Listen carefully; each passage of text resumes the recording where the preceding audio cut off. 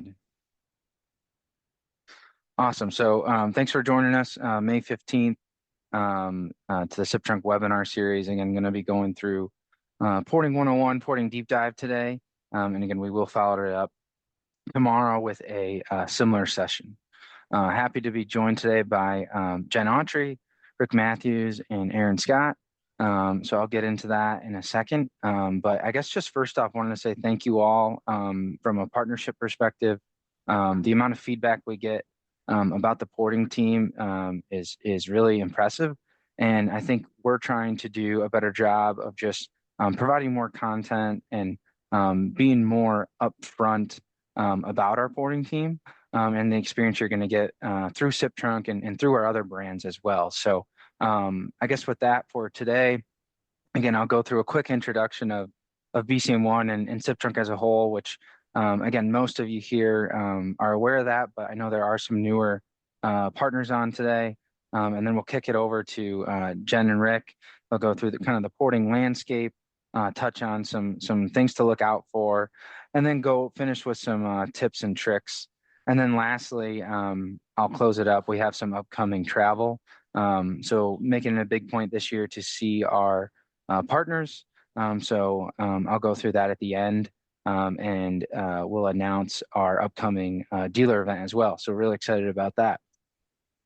So for today, again, myself, really excited to be joined by Rick Mathews, along with Jenn Autry. So I know a number of you have had the pleasure of meeting them, whether it was at some of our roundtable events or just throughout the years of working through Siptrunk and some of our other brands. So really appreciative to have Jenn and Rick and Aaron as well offer up their time to go through this. Again, if we can help you guys on the front end, provide more content of what to look out for when going through porting, you're only going to move quicker as a partner and sell quicker, which means more revenue for you and more traffic for us. So thank you, Jenn and Rick. Really appreciate you guys doing this. So, all right, real quick, like I mentioned, just a very, very short overview. For those of you that join our weekly webinars, typically we'll go through kind of the different logos of BCM1, but I wanted to take a little bit of a different approach today, right? So when we're talking to existing partners or new partners, the big reason everyone's here, a number of our partners work through 3CX or other phone systems in which we're supported trunk providers. That's kind of check one. Check two would be, especially on the Siptrunk side, for our existing folks and our new folks. We have package plans, we have the minute buckets, we have the channel options, and we have your traditional reseller commission program, which is attracting a lot of folks back to the Siptrunk model. Reason being is, a number of folks I hear every week that we remove the roadblocks from a taxation standpoint. So that's just kind of initially, right? What kind of brings everyone into Siptrunk, right? You don't want to, you want us to build a customer, you want to handle all those 30,000 telecom taxes that are out there, and then provide a commission and be able to support you guys from a trunking standpoint, and then after the sales standpoint. So the other thing that we really spend a lot of time talking about, and as I mentioned, we want to work on building more content, and this is all coming from feedback from folks like yourself, is just the porting side of it, right? It's crucial to your business. It's crucial to kicking off your relationship with an end user. You're leveraging Siptrunk and you're putting your name on the line by utilizing us. So if we can provide a good, clean experience up front, it usually leads to a great recommendation from your customer and then repeat business going forward. So the other one that's coming up more and more is just the hyper network. If you're not familiar with that, get with your account manager afterwards. Happy to do a deep dive. We'll do a different session there. But for anybody that has customers in the government, education, medical space, from a DID standpoint, that is a patented technology that a number of our partners are taking advantage of. That also involves porting. So no matter whether you're existing or a new partner, you're going to need to go through the porting process at some time. And that's why you're all here today. So again, just a quick snapshot from a BCM perspective. We do have global reach now. We're split into 3 different segments. So if you get into a situation where you're dealing with a international corporation, especially if they're rolling out teams, talk to me, talk to one of your account managers. We can put you in touch with our peer IP team that can handle Microsoft and WebEx calling for multinational corporations. But really proud of what we've built over the last couple of years from a Siptrunk perspective, and looking forward to doing more of these. So again, with that, I'm going to kick it over to the porting team and let Rick do a quick introduction and go from there. Thanks, Mitch. My name is Rick Mathews. As Mitch said, I've probably either spoken to directly or at least emailed via our ticketing system to a number of you. I typically don't recall those right off the top of my head, but if I haven't yet, I'm sure I will speak to you at some point. Erin is here with us. She's our L&P manager, and she is one of the most knowledgeable resources that you could ever have if you run into any kind of questions or anything off the wall that you simply haven't come across before. And with that, we'll just launch into the content here.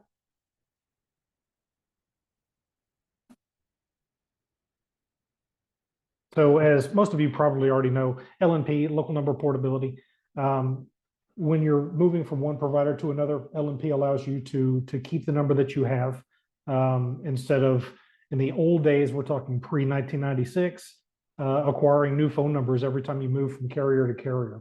The Telecommunications Act of 1996 enabled portability of all numbers, whether it's toll-free, local DIDs, almost anything, cell carriers, makes no difference.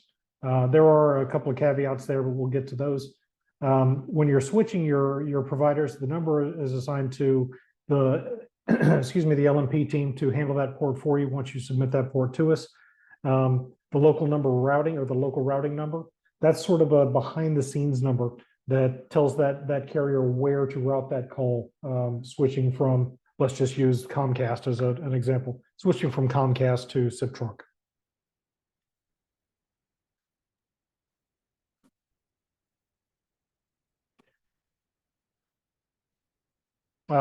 For every carrier, there are going to be differences, assuming that most of the folks on this call have experienced porting before.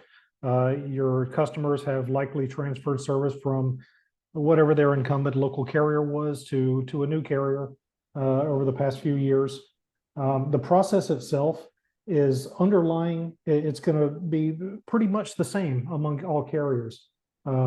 Different individual carriers or providers may have a different beginning and ending type process. Timeframes may vary slightly. A lot of that is largely dependent on the upstream carriers where the true number transfer is happening. Our system is largely streamlined. It's extremely automated. That was one of the things that we were built on is self-service, being able to go and submit the port yourself. You'll be auto-notified of updates, and of course, when the port completes.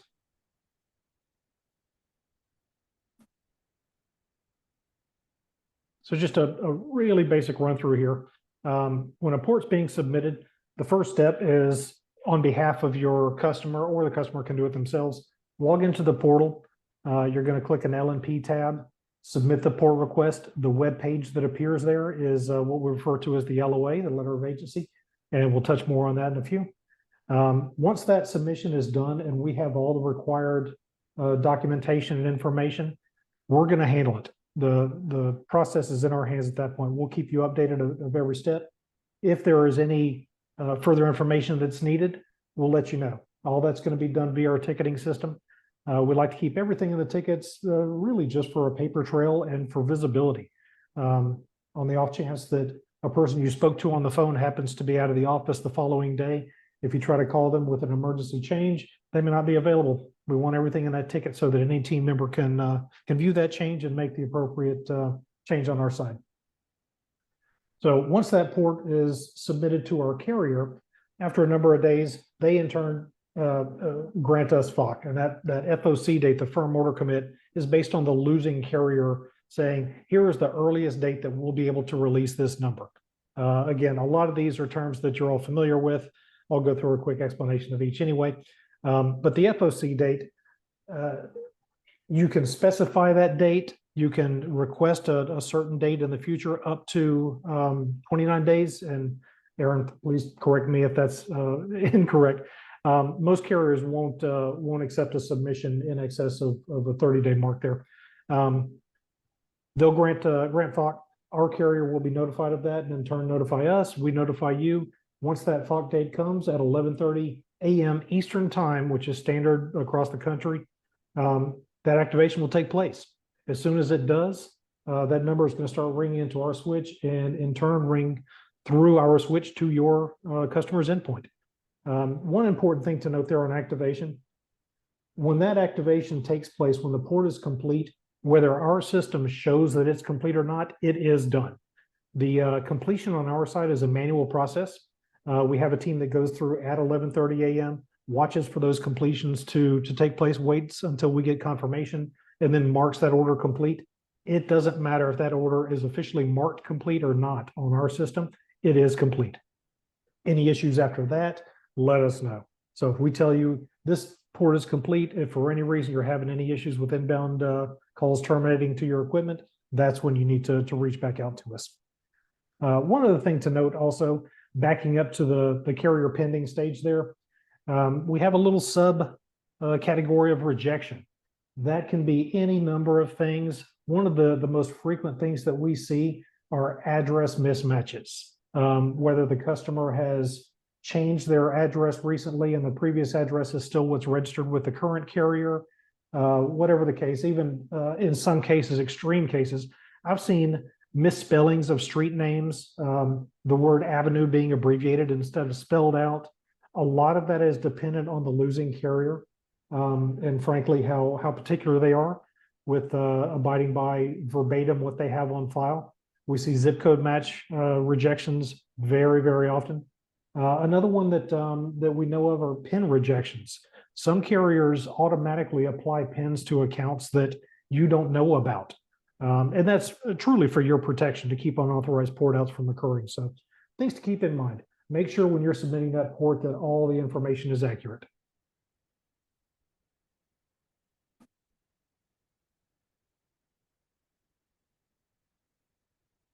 So this is a good one here. Is my number portable? Simple answer, yes. According to the Telecommunications Act of '96, all numbers are portable. I mentioned earlier that there are a couple of caveats there. We can touch on those on the next slide here.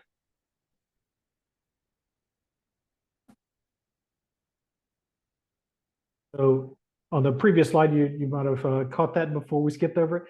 Two of the primary reasons are really one and the same. When a carrier doesn't have a service footprint within a certain LATA, even within a certain rate center, that usually is because they have deemed that rate center unprofitable for them. That largely applies to certain rural areas. We'll see in places where there's one ILEC, an incumbent local exchange carrier. Those carriers have basically cornered the market. You know, some of the other players in the game, whether it's Bandwidth or IntelliQuint or AT&T or whomever, may say, you know what, there's just not a population dense enough here to make it worth our time to supply service in this area. When that happens, there's very little that can actually be done. We have seen cases where we've petitioned those carriers to put in place what they call an ICA, or in some cases, other terminology is a TPA or trading partner agreement. If the case is made and enough people are notified or they get enough requests for it, we've seen that successfully happen. It's rare that this issue comes up, though. That's one of the things that in many cases, we have so many upstream carriers in our back pocket, we can usually find one that does have a service footprint in almost every LATA. So don't worry about number portability. We'll be able to check that, and you will as well. Prior to submitting that port, even on the portability check tab in the account portal.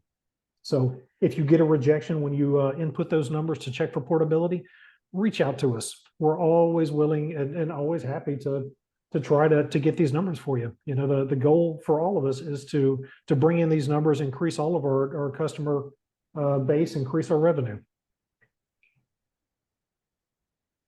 I will go on to the next. There we go. So as I touched on earlier, accuracy is key. When we're submitting these port requests, we're going to know pretty soon if something on that port request looks off, if there's some glaring error that we know is not going to fly. Otherwise, we're going to submit the information that we're given to our carrier. That may take another 2 days for the losing carrier to reply to them and say, you know, this address isn't quite right, or the zip code is a mismatch, or the authorized name is a mismatch, or there's a PIN on this account and that was not submitted. Make sure you gather all of that information and check it 2 or 3 times. Only takes a second. Save you days and days in the future. We want to make sure that this goes smooth. Automation, again, that's one of my favorite words. We want everything to flow through exactly as the process was designed. Some of that information, the letter of agency or authorization, that LOA is the web form that you're going to fill out. When you click on the submit new port request tab in the account portal, it's going to take you to a web page where you'll select the number type, which is standard or enhanced in a situation where you might want to have E911 capabilities there. Fax number, those have to be submitted separately because that's a different upstream carrier for us, as well as toll frees. You want to submit those separately too, so they'll be assigned as a toll-free number to the account. That's not a separate document that you need to submit to us. When you complete that web form, submit it, and the end user signs it electronically or prints it and signs it, that is the LOA. You won't have to have them fill out a piece of paper and scan and email that to us. That automated submission is the web form. Also going to require a bill copy. We do require that on every port, really just to verify the information on there. If we notice anything on the electronic submission that seems off, that's what we use to do our pre-check and verify that information matches. If there's a street name that's, let's say, Main Street, and for some reason it's spelled 2 A's in Main, that can be a reason for rejection. So if it's spelled M-A-A-I-N, we'll go and look at that bill copy, verify that there is not, in fact, a street spelled M-A-A-I-N, and then we'll make that correction on your behalf. It's important to have that hard copy information for us.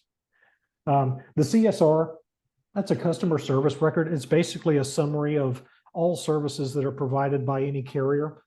Some carriers do not offer those when a customer is porting out. It's definitely not a requirement, but in cases where the rejection is, for lack of a better term, baseless, there can be a lot of back and forth where the customer demands that the address was entered correctly. We've verified for our usage on the bill that the address is correct, but they're still rejecting based on address. We can have that end user request a CSR.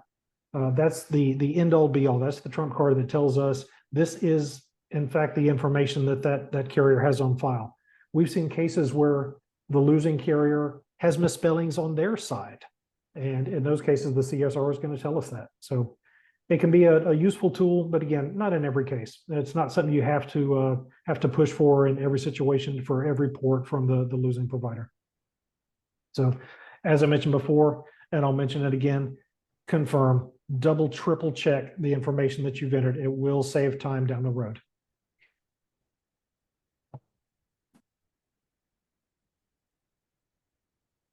So a lot of this information here, the full port versus a partial port, that's simply, it really is exactly what it sounds like.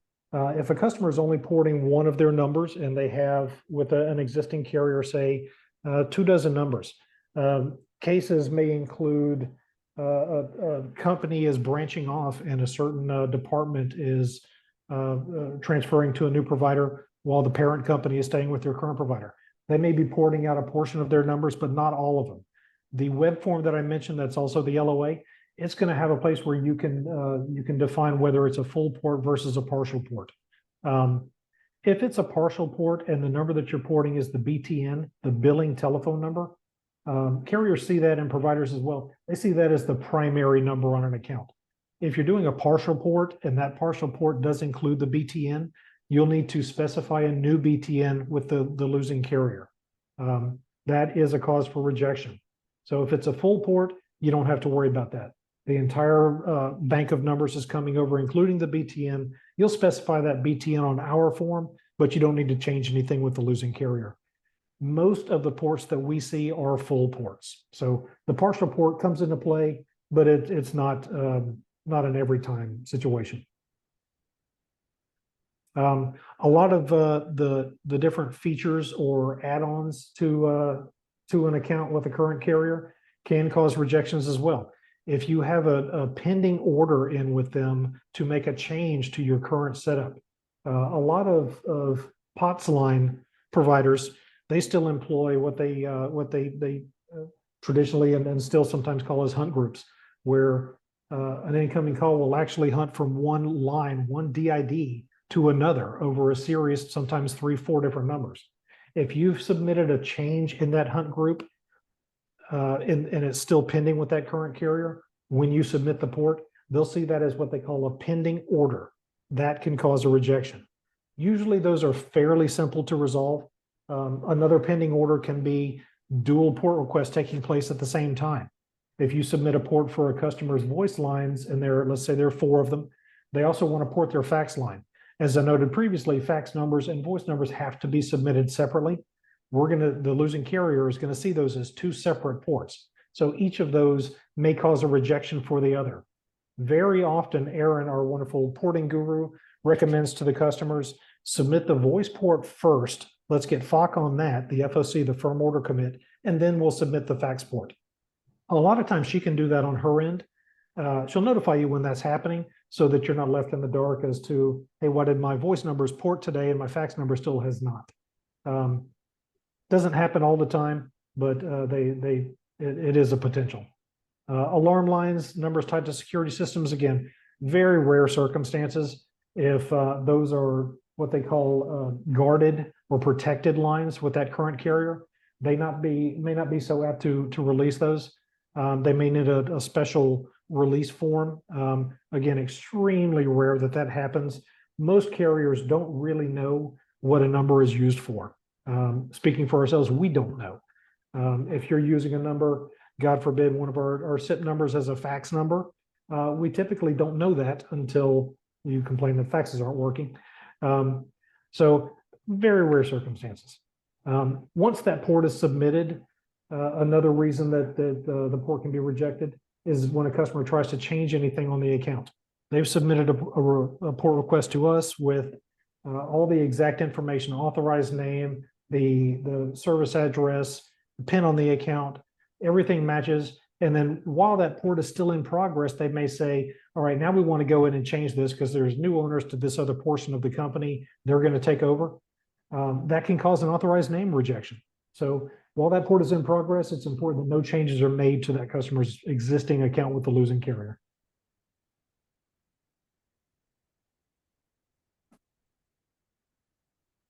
Also, this should kind of go as a topic that should be left unsaid. Don't disconnect your account. If you have service with AT&T or Comcast or Windstream or Frontier or whomever, if that port is still in progress, that means that current carrier still owns those numbers. If you cancel your account, close the account, those numbers are released, that port will not complete. Numbers have to be in service for a port to complete. We have seen cases, unfortunately, where numbers were lost. Very often that's due to obstinate losing carriers that won't honor the request to reinstate the account after it was canceled. Doesn't happen often. Those are very few and far between when it comes to those types of carriers. If something like that does occur, make a phone call, try to get them to reinstate the account, but head that off before it happens. Just make sure the number is still active, the account is still open until that port is 100% complete and translations have been released by that losing carrier. Another thing we see, we end up having to deal with this quite a bit on our side.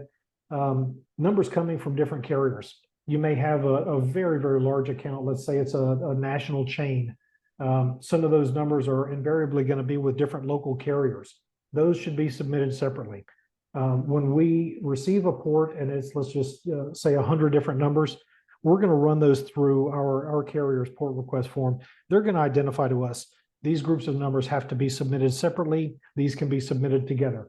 A lot of the times we'll take care of that on our end. If you have the means to do so, do that homework, find out which carrier is providing service to those numbers. It should be evident on the customer carrier or the provider's bill. If it's not, go ahead and get the port submitted to us. We're going to know as soon as we submit to our carrier.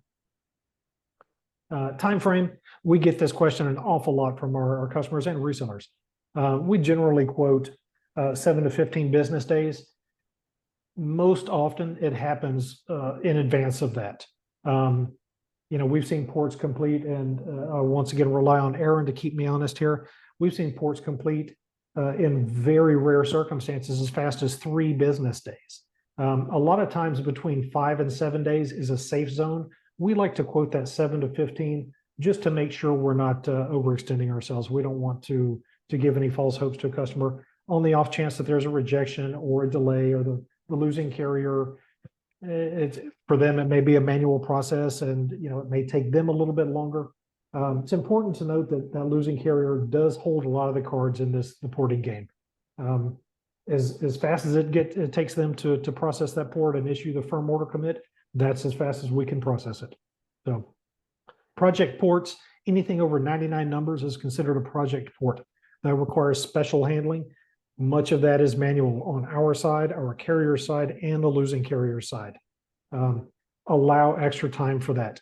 I like to say a good solid 4 weeks. I know I stated earlier that you can't set out a port date for anything greater than 30 days. For project ports, we can manage that. So plan on 3 to 4 weeks for completion on those. If there's a circumstance where for any myriad of reasons, a customer is extremely urgent, has a need to get those numbers ported, expedites are possible. It usually is only honored by our carrier in extreme cases where an account is actually out of service, whether that's the fault of the current provider, the current carrier, whatever the case there, they can get that number back in service. Another case may be medical facilities where it could be a life or death situation. Any type of business that is in the medical field can qualify for that.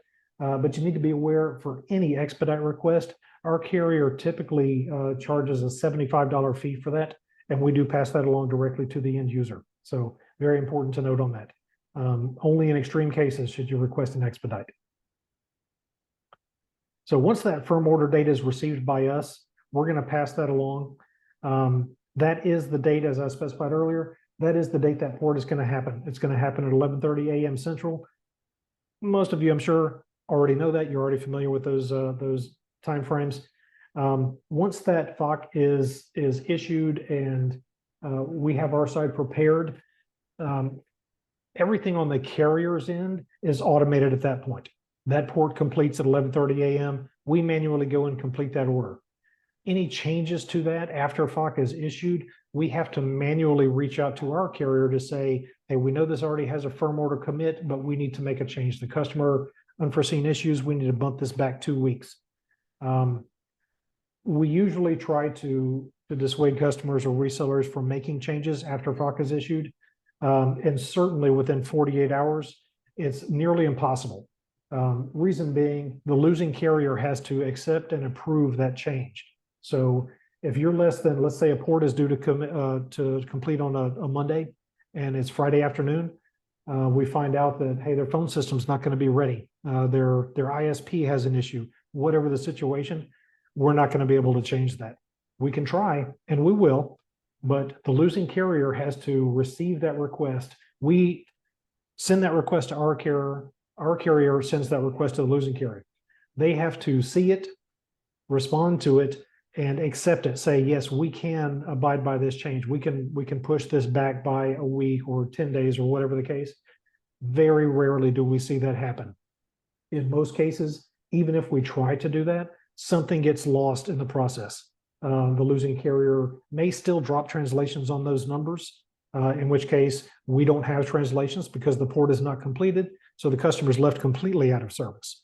Make every effort to stick to that initial FOC date when it's issued. Extremely important.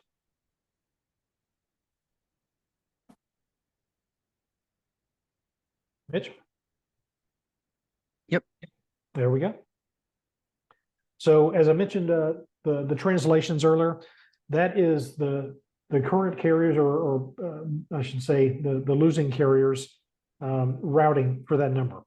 Once that port completes, the change goes to the global system that monitors those translations. They, in most cases, translations will be dropped immediately. Very often, the losing carrier is going to guarantee a 24-hour window there. That does not mean the phone numbers will stop working on our switch. That just means that that carrier is still holding on to that on the off chance that some kind of an error has taken place and they need to immediately get those numbers back if there's an issue with the end user's equipment, whatever the case. If there's any kind of an issue when calling from that same carrier to the numbers that used to be on that carrier, after that 24-hour period, that's when you want to reach out to us, let us know, hey, everything's working when I call from my cell phone, but this customer has a next door business that they're on the same losing carrier, and when they call, it goes to a dead air. That's when you want to let us know that something isn't right. We can work with our carrier. They'll send a note to the losing carrier to go ahead and manually remove those translations.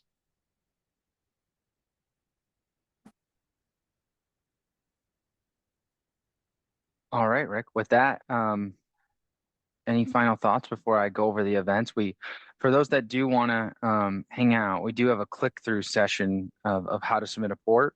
I'll also record it and we'll package it up afterwards. But I do want to leave the next, so we're almost at 2:40 here, the next 5-10 minutes open for Q&A.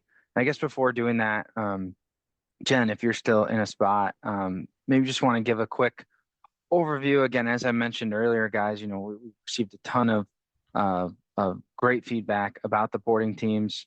Jenn, you want to talk a little bit about the departments and how we're merging them together porting wise?